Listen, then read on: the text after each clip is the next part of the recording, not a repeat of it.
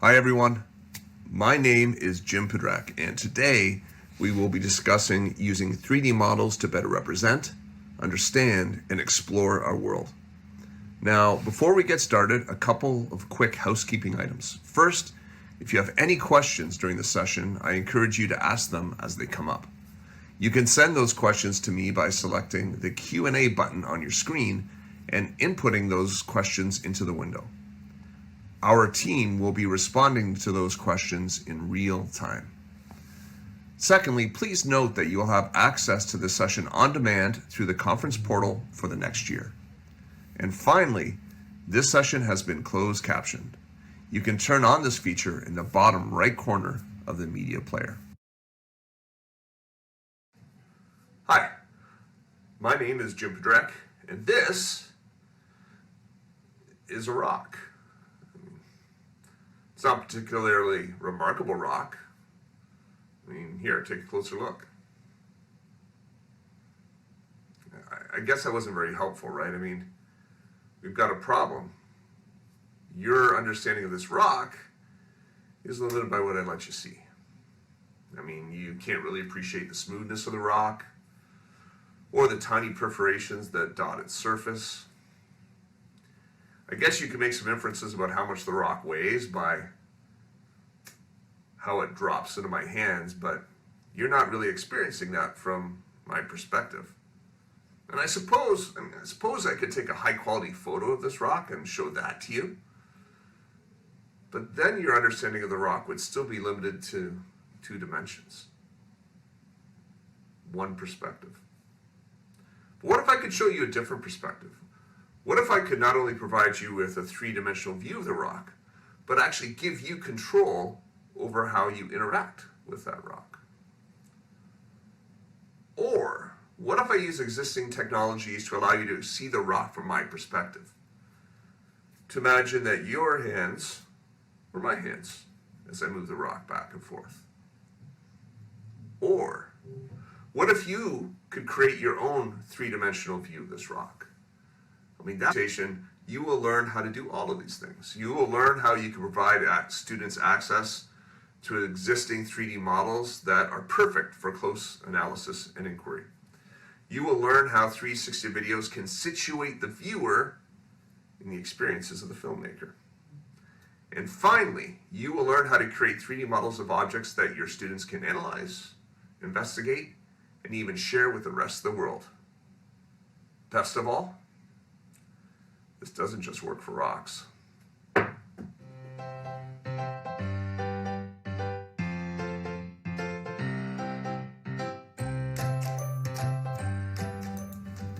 So I'd like to begin by showing you how easy it can be to find existing interactive 3D models and to embed these models into platforms that you probably already use with your students, okay?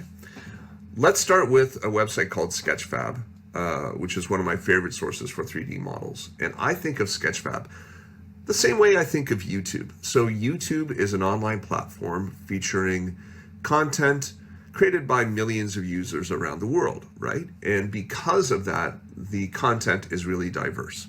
Well, same thing with Sketchfab. Not everything on Sketchfab is relevant to the classroom, but the content that is relevant to a classroom tends to be remarkable. So I am an English and history teacher, and so I am particularly interested in models that have historical significance. So I'd like to show you one of my favorites. This model is a model of Machu Picchu, which is a citadel / palace in the mountains of Peru that was built in the 15th or 16th centuries.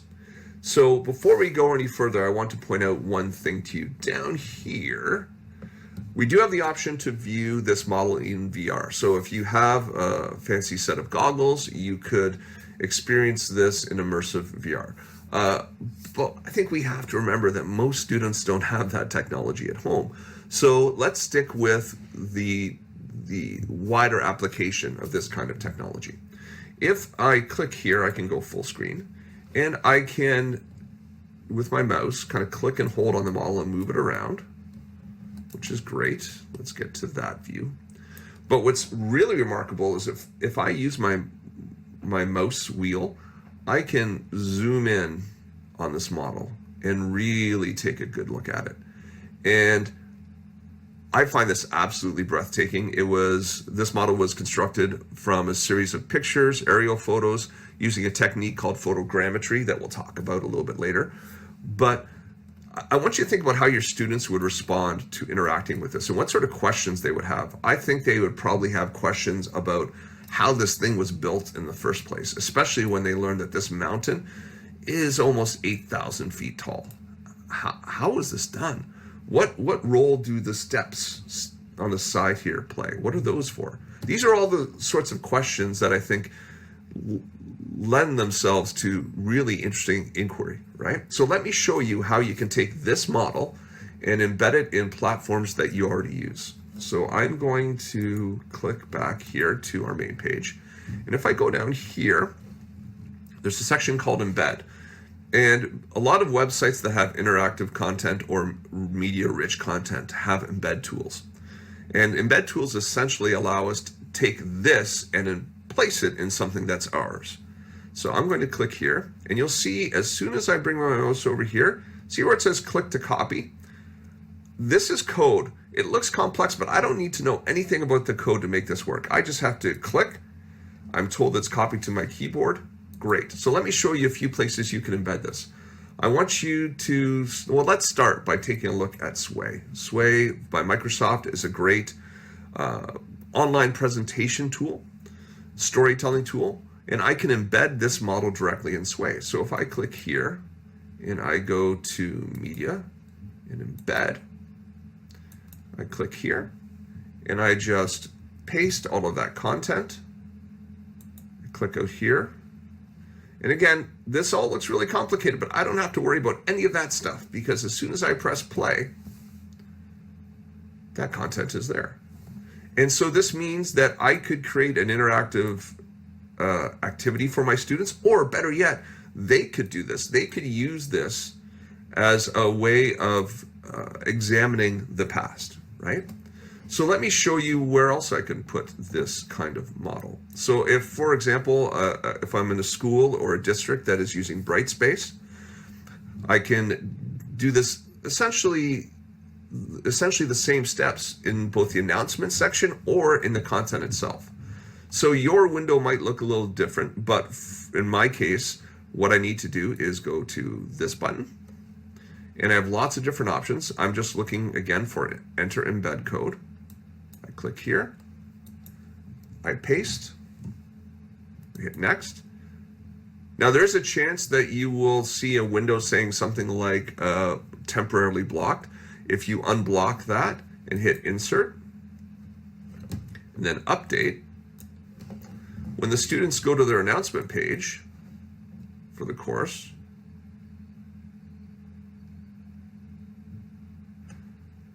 the model will be there. And so you'll note too that the same sort of tools are still there, so the students can certainly go full screen if they wish and see that model as a pop-up and interact with it a lot more closely, right?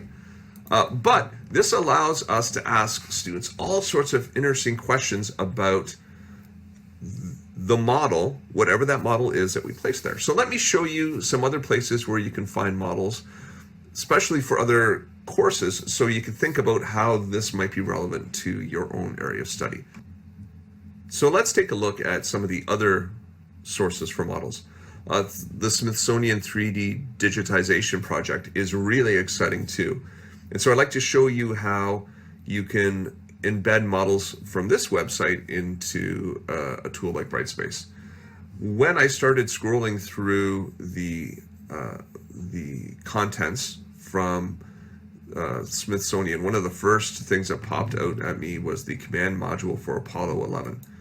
And this model is remarkable. This is a recreation of the inside of the Apollo 11 module. That is absolutely remarkable. And so this allows students to, again, interact with the object in ways that a picture simply cannot. So let's see what this looks like when we embed it. So I'm going to go to the Share Experience section, And I'm going to copy the code here. And I'm going to go back to Brightspace, and I'm going to, again, go to enter embed code. I'm going to paste it just like I did last time. And I'm going to hit next.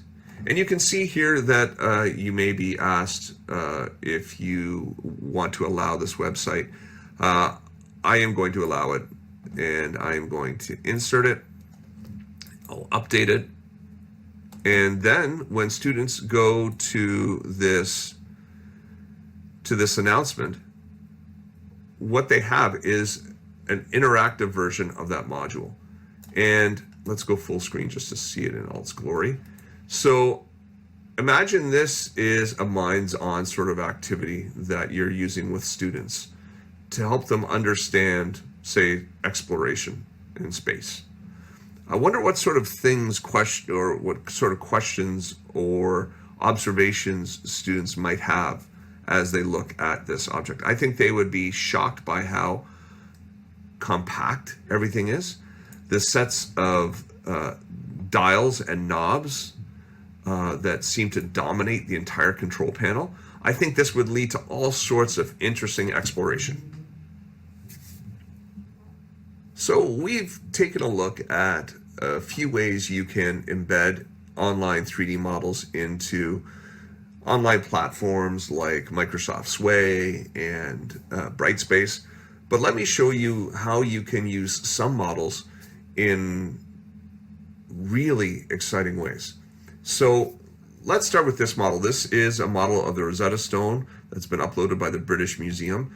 It is a remarkable piece of history. Essentially, it's the archaeological find that allowed archaeologists to decode and make sense of Egyptian hieroglyphs for the first time in centuries, right? So if I go down here, I do have the option of downloading this 3D model. Now, I should say not every 3D model on Sketchfab can be downloaded this way, but some can. And in my experience, usually museums and any other educational platform, those sources are more likely to allow the download of those 3D models. So the model is downloaded to your computer and it's saved as a zip file.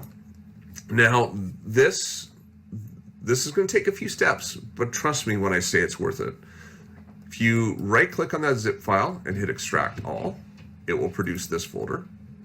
If you click in this folder and you go to Source, and you right-click on this folder, and right-click on this folder, hit Extract All, you'll produce this folder, Rosetta.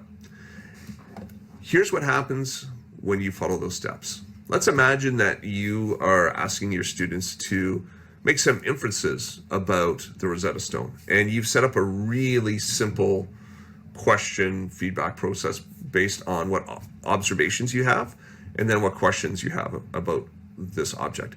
And in history, we really do want to start with observations about historical artifacts, but I think that's true of other subjects, right? Science starts that way, doesn't it?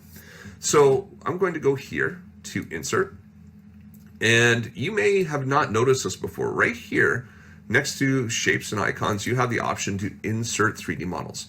You can actually choose a series of models provided by Microsoft, which is great, or you can go to From a File. And I've already navigated to that folder, that Rosetta folder that we created. I'm going to click on the model that I found in there and hit Insert.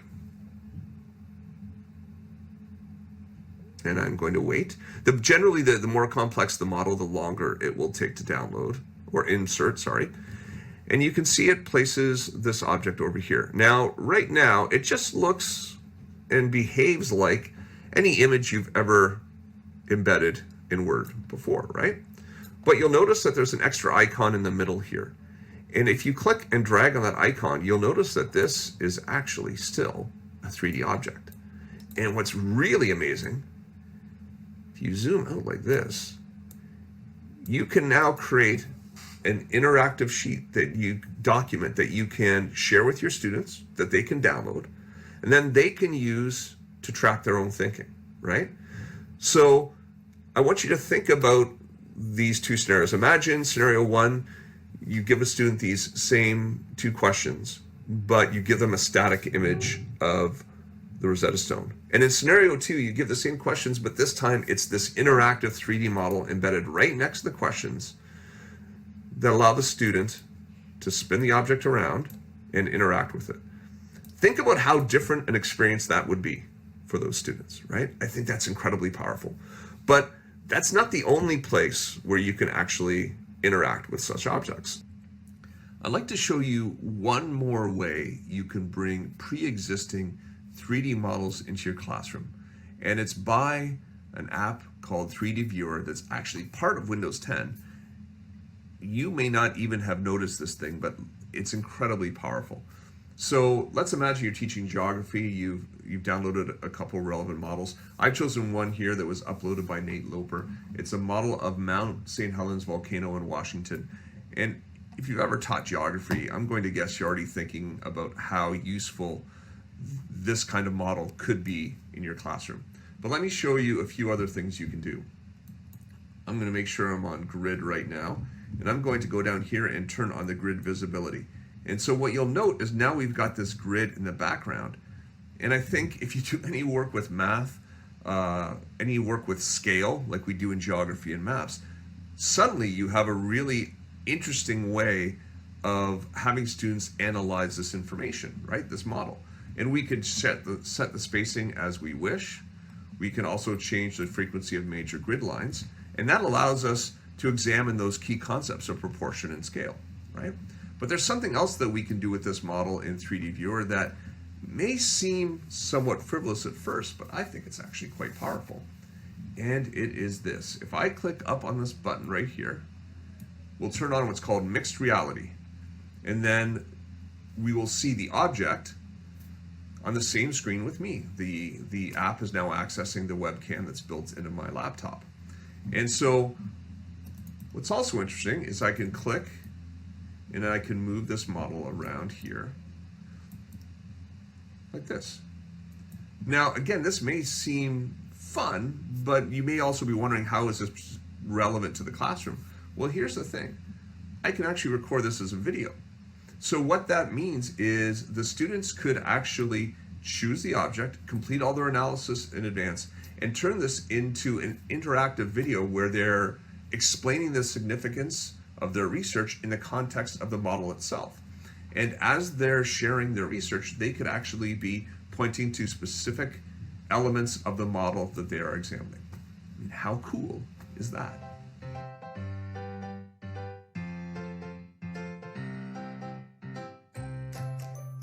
Hey everyone, how's this for a change of scenery, huh?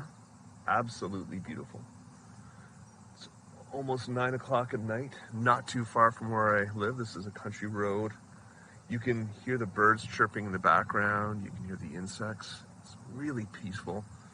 I should tell you though, I'm taking a bit of a risk being out here.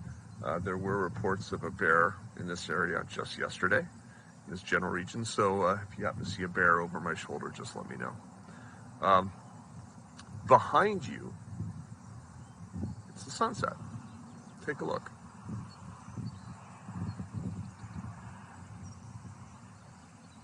Now, I know it's hard for you to appreciate this because you're looking at this presentation in 2 dimensions, but this video is actually being recorded on a 360 camera.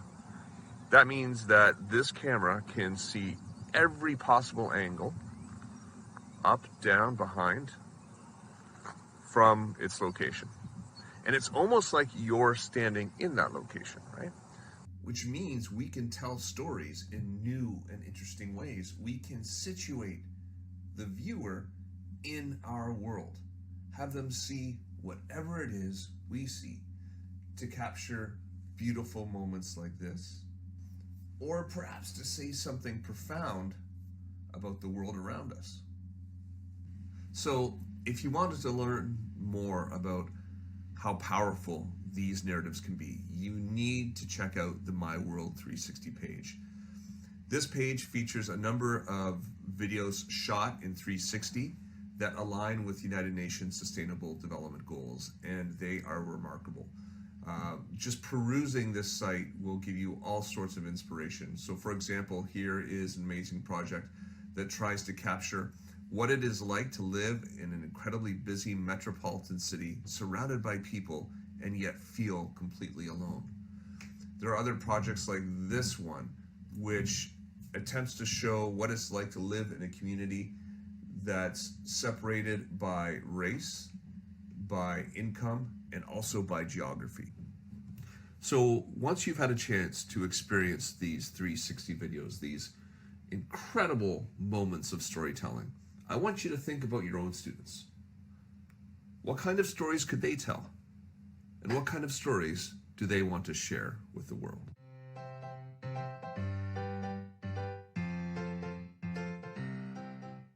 So before we start talking about the hows of 3D scanning, let's briefly talk about the whys, why we should do it and why your students should do it. I think if you consider the industries that rely on this technology, you'll see why it's so important to 21st century skills. So certainly this technology is used in film and video game design, but it's also used by civil engineers to create highly accurate 3D models of urban settings before they start a major project. It's used in the medical field to scan organs so that medical professionals have highly accurate models to reference. It is used in e-commerce, and it's used by museums to digitally curate their resources for the public. Now today, I don't want to focus too much on a particular app for the 3D scanning because there are lots of options out there. Phones are becoming increasingly adept at 3D scanning, and there are numerous PC-based options that range from free to incredibly expensive and accurate. But regardless of which PC version you use, those apps tend to do four things. Okay, they tend to align the photos you take. They create a sparse point cloud from those aligned photos. They then create a dense point cloud, and then they create the model. And what's incredibly satisfying about that whole process is most of it is done by the computer. With good pictures, you don't have to do much at all. Before we start scanning though, we need to talk about the kind of objects that don't scan well, okay? This, for example, won't scan well. Sure, the program will be able to pick up the rocks, but glass, anything that's transparent, will confuse the program, right? Because as we take the pictures, the program won't be able to tell where those objects really are. Similarly, anything that is really reflective and shiny will confuse the program. Because as we move around this object, or as we move the object, see as I rotate it, this shiny light stays in the same area that you see, but I'm actually moving this object, right? And so that will really confuse the program. So anything that's really shiny or reflective won't work as well. And unfortunately, this little guy, as cute as he is, that's not going to work either. Anything that's really fuzzy with fine hair-like details like this won't work either. These gaps between these individual pieces of hair just won't scan well. Sorry, buddy. Something like this can work a lot better. Generally, we want to watch out for shades of black or white that are really, really intense, but this is kind of grayish, a mid-range black, and so this will work fairly well. The only difficulty will be in the places underneath, the crevices that we can't really get into, right? This, however, our old buddy the rock, this is going to scan really nicely. Anything with a matte surface, anything with texture like this, it's going to scan beautifully. So we have everything we need to get started. We have my phone, we have the rock itself, and we have the rock placed on a surface that I could maneuver around easily. That's really important because we are going to take a series of photos, and so being able to walk around this object is really important. And so what I like to do is I like to take a half step and take a photo. Half step, take a photo. Half step, take a photo. And I keep doing that all the way around the object. and then I do it one more time from a much lower angle, okay?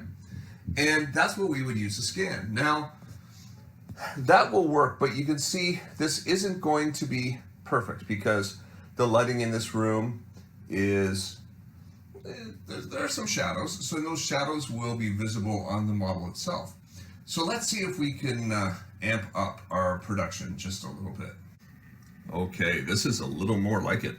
What we are looking at now is a photo box, the sort of box, lighted box, a photographer would use to get really high quality pictures of small objects.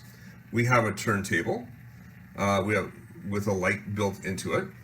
And you'll note that there is a circular piece of paper with a grid and the numbers, the degrees all the way around. And that's just to help the program that we're going to use pick up where the object is in space. And that little piece of material that the rock is sitting on is nothing special. It's literally something I found in a junk drawer downstairs. I drilled a hole through it so that the light from the turntable could poke through. And what we're able to do now is just repeatedly snap pictures of this rock without even moving our camera. And we'll let the turntable do all the work. Okay, so let's make a 3D model. I am using my favorite program, but as I mentioned to you before, there are numerous options and they all essentially do the same kind of thing. We're going to do all our work in this one menu called workflow. So I'm going to start by adding the photos, and I've got them all ready to go here. I'm just going to select them all and hit open.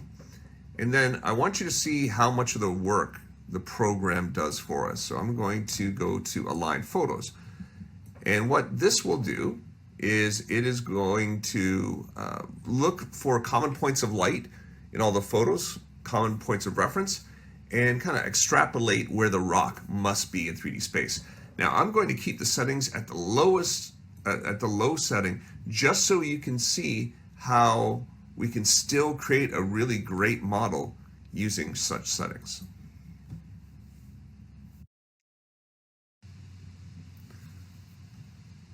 Okay, so you can see that the program has found the rock in 3D space. Here are all of the photos that we took, and you can see the numerous circles here indicating that we dropped the camera to a lower level.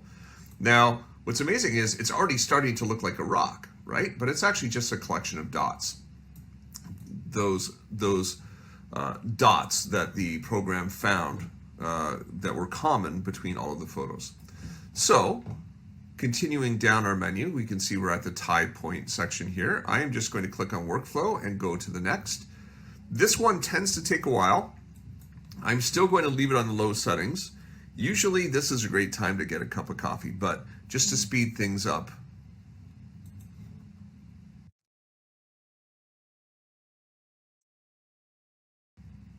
Okay, so let's see what we've got. So this is our tie point cloud. Let's go to our dense point cloud. And already that's looking very much like a rock. Now, we can see that obviously the program has picked up the base of the turntable and some strange artifacts out here. I'm not going to worry too much about those things because our focus is on the rock itself. I'm quickly just going to use this tool here to get rid of these ones up here because they're in the way, so I'm going to delete those. But what I want to point out to you is this. Even though this looks a lot like the rock, it is still just a bunch of points, right? It's not even a model yet. So just to speed up the process and to eliminate a bunch of stuff that we know we don't want, I'm going to move this square up. And what the square does, it basically eliminates all the stuff we don't want. Anything that's outside the square is not going to be in this render. So I've placed that square, yeah, that's good enough, that'll do. And I think, you know what, I might move that square in ever so slightly so we don't pick up some of the stuff in the corners. So if I go like that, and I just rotate that around, yeah, that'll do, that's fine. And so what we'll do next is we'll go to the next stage, which is build mesh. We'll hit OK. Well, here we are. Let's take a look at our 3D model. There we go. Now, it looks really fuzzy, right, compared to our dense point cloud. But what I want to point out to you is that now this model is actually solid. It's no longer a collection of dots, right? And you can see how, although the base is still here, we've eliminated the stuff on the turntable. So the last stage is the texture. So I'm going to hit this, and we'll see what happens. Okay, so let's see what we've got. Wow, that's a great render, huh? You can really see the detail on the rock, the little perforations in its surface. It's remarkable, huh? A few things I want you to keep in mind. We did this at the lowest settings all the way through, which is quite remarkable, right? I mean, we took some high quality photos, but still, this is great. We've had enough of the rock, don't you think? Let's take a look at some of the scans that my students have done. And the way I'd like to show you these models is by introducing you to a project that unfortunately has been put on hold due to COVID, but I'm still really excited about. It's called the Scanning History Project. And what we are doing is taking a video game engine called Unity, embedding the 3D models we scan into this game engine, and creating an interactive experience that you can download right now if you wish. It features objects scanned by not only my students, but also students of Standing Stone of the Oneida Nation, a Oneida school about 15 minutes from where I teach. And it was a wonderful experience working with these students. They even did voice recordings to describe the cultural significance of the objects they scanned. And I'm really excited about returning to this project and bringing those voices into this museum. One of my favorite pieces in this museum is this mastodon jaw that's 8,000 years old. And we visited a museum with students from our board's Grand Confederacy Council, Indigenous students who represent the diverse Indigenous cultures in our region. And the museum curator was so excited about having our students work with these objects that she actually took apart the entire display case so that the students could get better photos of this object. How remarkable is that? The long-term goal of this museum is to actually invite classes and cultures from around the world to contribute. Ideally, we'd like to have each room dedicated to the scans of different classes from all parts of the world who want to have their cultures and voices represented.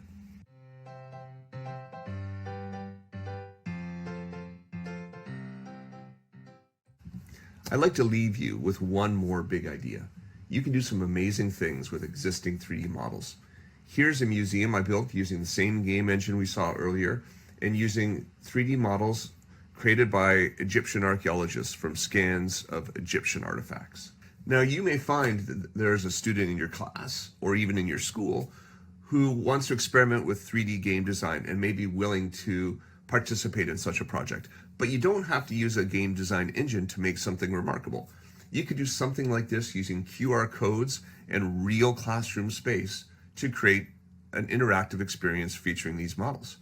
I mean, you could even use augmented reality to allow the user to spin the models around in real time in their environment. I mean, the possibilities are endless. Thanks, everyone. I really do appreciate you sticking with me throughout this presentation. You can follow me at Twitter at jpedrak. I've also provided some resources here for you as well. You can download both museums you saw in this presentation at my website. Alice Vision is a great place to start for 3D scanning. It automates the entire process for you and it's free. And Zephyr 3D, the free version, is a great place to start if you want to experiment with more robust 3D programs. Remember, you can ask any questions for the next 10 minutes via the chat.